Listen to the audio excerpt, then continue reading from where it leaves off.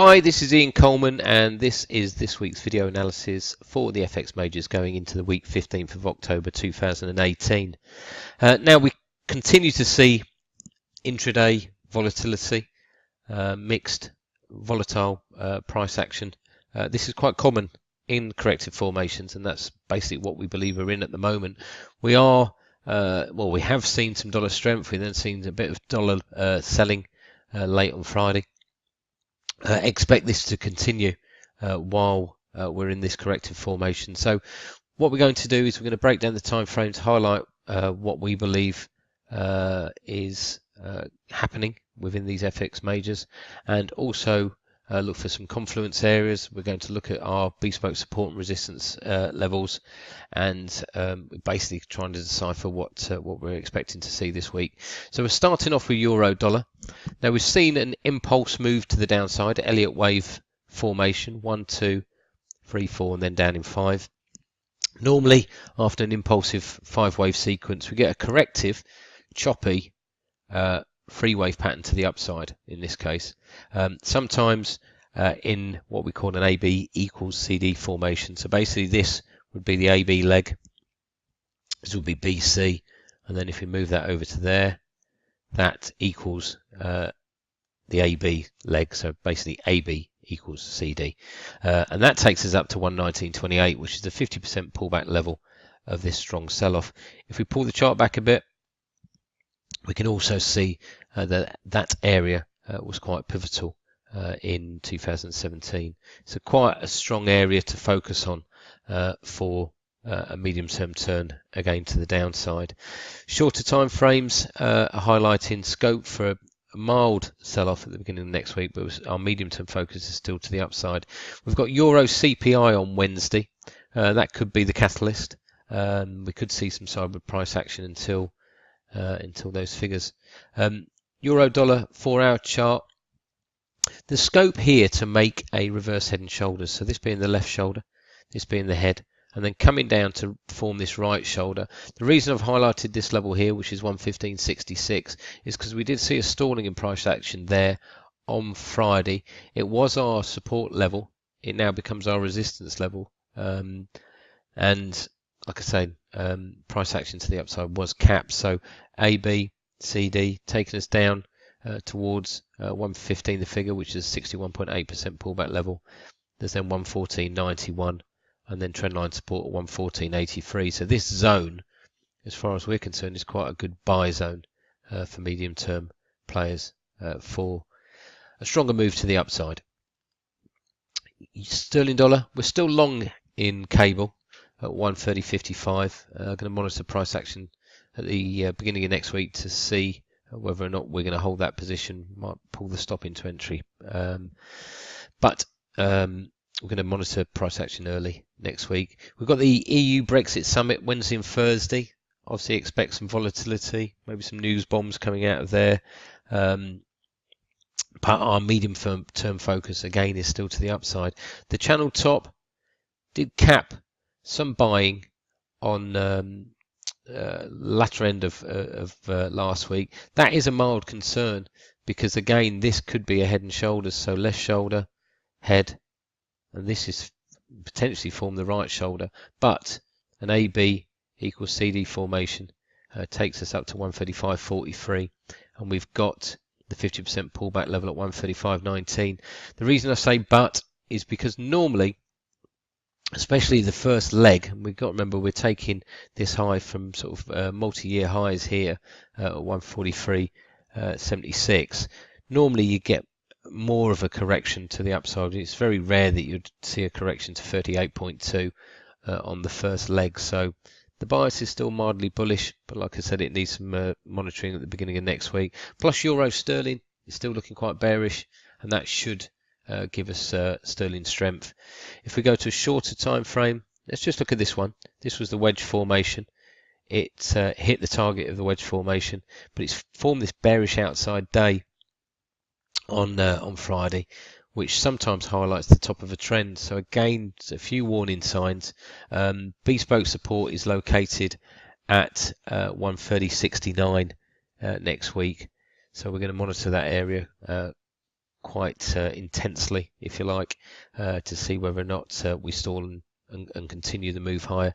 Remember, these corrective formations will not be impulsive. There will be choppy, there will be volatile. You will get sudden moves in different directions. You won't normally see many 5-wave patterns, and here 1, 2, 3, that is common in a corrective formation.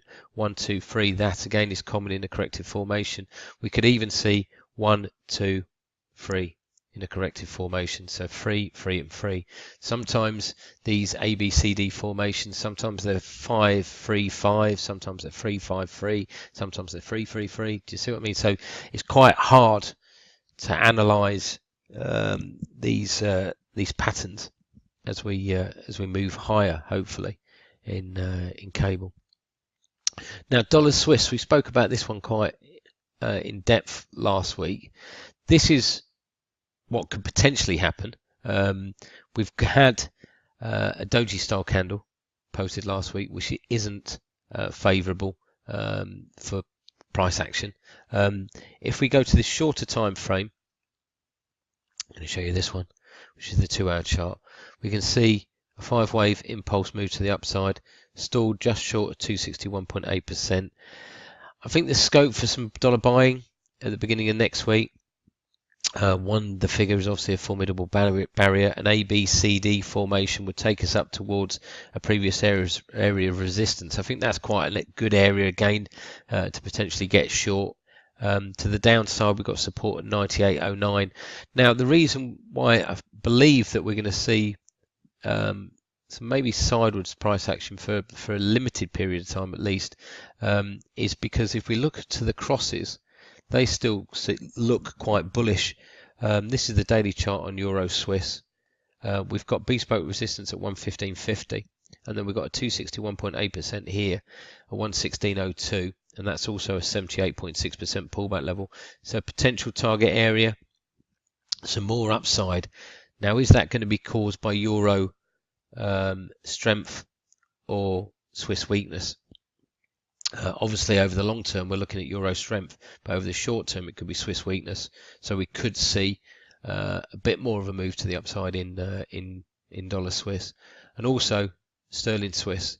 We did post a bearish outside day. Don't really see any relevance apart from this sort of congestion area. Bespoke resistance at 132.94, 261.8% at 132.27. So again, we prefer this to be sterling strength than Swiss weakness. But at least at the beginning of next week, if this does continue to move to the upside, then it could be Swiss weakness. Dollar yen, evening doji star formation posted, often seen at the top of a trend. FOMC minutes on Wednesday. I'd expect some volatile corrective price action probably until that point. This is quite pivotal. If we look here, 112.97, it's going to be very close to the Marubozu level from last week. It's also a big figure, and it's also a swing high from here. If we go into shorter time frames, I'm trying to forget which chart I'm on actually, this one here, dollar yen, impulse wave pattern to the downside, so 1, 2, 3, 4, down in 5, actually spiked through the 5th, but we have seen some bullish divergence here. I think we've now got potential for a reverse head and shoulders pattern, a break here, which is 112.45, and an ABCD formation, measured move formation, takes us up towards 113.10. That's close to reverse trendline resistance at 113.03. We've got bespoke resistance at 112.96. Now, could well spike through that bespoke resistance because that's actually a daily resistance level. And what that basically means is that it could push through it, but as long as it closes below it, then that daily resistance level is still alive. Also between the 38.2 and 50% pullback level. So it could even push up to here. But the immediate bias is bullish. But again, it's a corrective formation. Expect price action to be pretty mixed and volatile. Dollar CAD really struggled with this pair. Going back to fibs.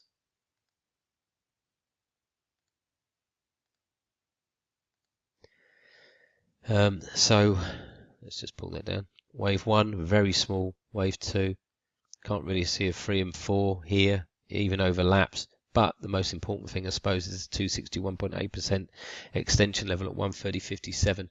We've got an outside bar posted at the high. Rallies are now being sold into. For us, the medium-term bias is now mixed. Intraday, we've got to be looking at buying dips. Because this is a potential 5-wave pattern, so the move to the downside should be corrective. 129.71 is first support, followed by 129.26. This is an area of importance, obviously, and then channel base, which comes in at 128.69, could then form a bullish reverse head and shoulders pattern. So left shoulder, neckline here, head comes down to form the right shoulder, and then a move to the upside. At the moment, like I say, medium-term bias is mixed. Intraday, we've got to be looking at buying dips in dollar CAD. Aussie dollar, now we've got the RBA minutes on Tuesday. Would expect some consolidation on Monday. Even if we do get an impulse move to the upside, we've got a lot of barriers up here. If we look back on the chart, we can see it's been quite a pivotal area. We've got bespoke resistance at 72.59, and then let's have a look with charts. 72.59 and then 72.74. So, and again, these are daily barriers, so there's potential for a spike through. So I think what we might get is we could see this as the head again, left shoulder, move higher, hit this area, congestion area, then move lower, and then get the impulse move to the upside. At the moment, again, medium-term bias is pretty mixed until we do see a sustained or a decent reversal formation for Aussie dollar. Euro sterling, 5-wave impulse move to the upside. Let's go back to the big picture, because I do believe that is the end of the corrective move higher. So it was up, that was that 5-wave move, okay, up to the 61.8% pullback level around about 90.45. We broke that channel to the downside. Now reverse trendline resistance comes in at 88.72. If we go back to this chart, and I don't think we're going to push that high, we've reacted close to the 78.6% pullback level of this wave formation. We are starting to move higher. We've got reverse trendline resistance here at 88.16, and we've got our bespoke resistance at 88.16. So again, I think limited buying at the beginning of next week, but we've got a lot of figures out. We've got a lot of news bombs. We've got CPI. We've got the Brexit meeting on Wednesday and Thursday.